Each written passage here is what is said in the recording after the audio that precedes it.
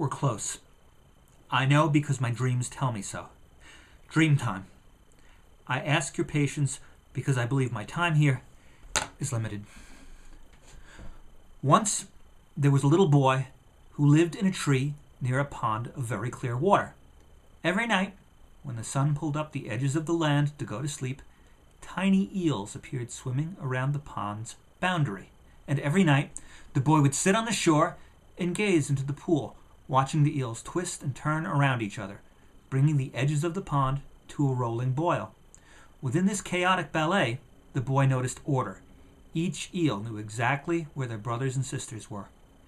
After many months of observation, the boy concluded that the eels churned the pond's water to create confusion among its other dwellers, the frogs, salamanders, and small fish.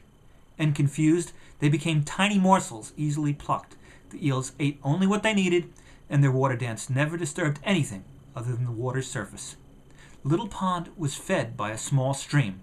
One night, while sitting in his favorite place, the boy noticed that the water was not boiling, but rather frothing in a more than violent manner. He leaned over the edge to try and gain a better look from the frenzied waters. With his face just inches from the surface, a large lean head, full of teeth, reared up from the dark. Pulling back, the boy just missed being bitten. An eel had attacked him, an eel new to the pond, for its head was far too large. His friends, for he did consider the little eels friends, had never shown any aggression toward him. They actually had curled around his hand when he would dip an arm into the pond. These eels were new and did not respect the pond's order. They roiled up the muck from the bottom, masking anything under the water. In this blind state, all they could do was strike out, hoping to catch anything. This would not do. The boy supposed these invaders had come from the outside by following the little feeder stream. If his pond were to be saved, he then would be the one to take action. The boy ran to his home in the tree and found his fishing net. It was long enough to stretch across the pond from shore to shore and still reach bottom. But without weights, it would only float on top. For his purposes, the boy needed to sink the net's bottom, and for this he had the perfect solution: the carved stone chess set given to him by his father. The boy took first the pawns, then the military, church, and finally the royalty, tying each to the net's bottom with his strongest knots. They were just heavy enough to pull the bottom edges into the pond's depths. The boy then took the net and dropped its weighted end into the pond across from the feeder stream. Then with one side of the net tied to the tree, he began to pull the net slowly through the water like a canal lock. His plan worked. The weave of the net was too small for the large eels to swim through, yet big enough to let the small eels escape, and the frogs, salamanders, and fish as well.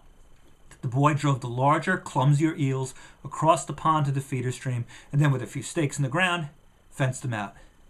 The next morning, the boy saw the pond was clear once again.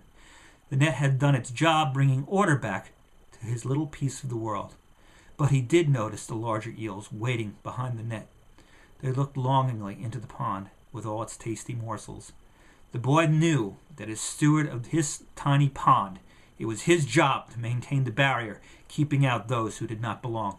He also must never hinder the water's flow, a balance necessary to avoid obliteration.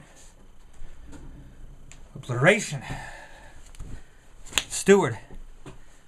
Balance. These are things I've all felt, but I've never said out loud before because the idea of me as Cosmic Steward just sounded way too full of myself. And I don't know if my dreams have meaning, or if by writing them down I find meaning in them.